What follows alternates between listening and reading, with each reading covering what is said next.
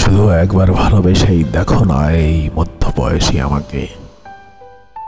শুধু একবার ভালোবেসে দেখো এই জীবন দুটির নীলাভ আলোর মতো স্নিগ্ধ বিশুদ্ধ এই কবিকে। হে লাবণ্যোজ্জ্বল যৌবন মত্ত চঞ্চল মেয়ে, আমি বলছি তুমি ঠকবে না।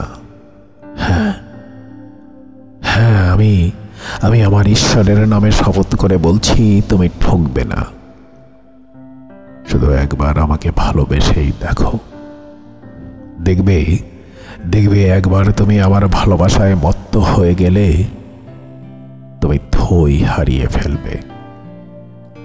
ভালোবাসার স্নিগ্ধ প্রশান্তিময় পথে আমার হৃদয়ের গহীন অঞ্চলে ধীর পায়ে প্রবেশ করতে করতে তুমি এক সময় দিক বিদিক হারিয়ে ফেলবে।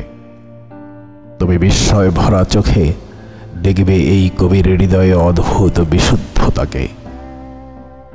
দেখবে সেখানে বিশুদ্ধ প্রেম, যৌবনদীপ্ত সীমাহীন উদ্যমতা আর শিশুসুলভ অপার্থিব সারল্য ছাড়া আর কিছুই নেই।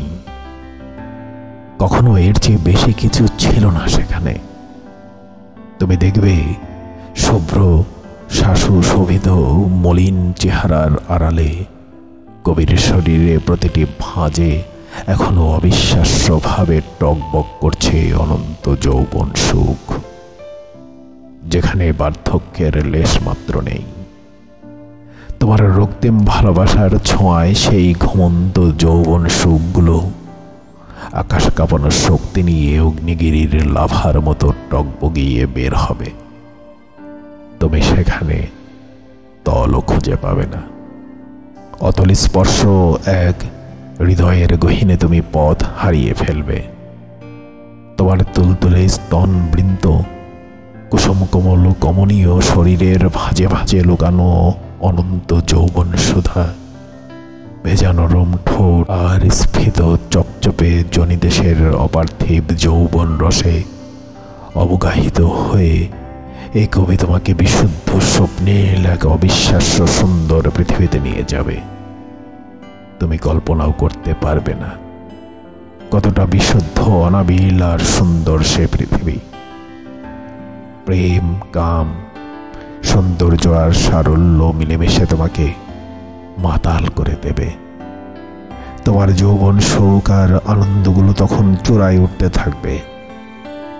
এক সময় শীর্ষ সুখের অপার্থিব স্বর্গীয় আনন্দে তুমি বিস্ময়কর ভাবে অবগাহিত হবে। তুমি ঠকবে না, আমি বলছি তুমি ঠকবে না। হে কামাতুর যৌবনবতী তন্নি মেয়ে, তুমি একবার ভালোবেসে দেখোই না এই মধ্যবয়সী কবিকে। এই কবির হৃদয় ছাড়া এমন আগুন ছোঁয়া বিশুদ্ধ প্রেম, রক্তিম সৌন্দর্য, আকাশ প্রকম্পিত করা উদ্দাম কাম আর শিশুসুলভ পার্থিব সারল্য আর কোথায় পাবে তুমি? শুধু একবার ভালোবেসেই দেখো এই কবিকে, শুধু একবার।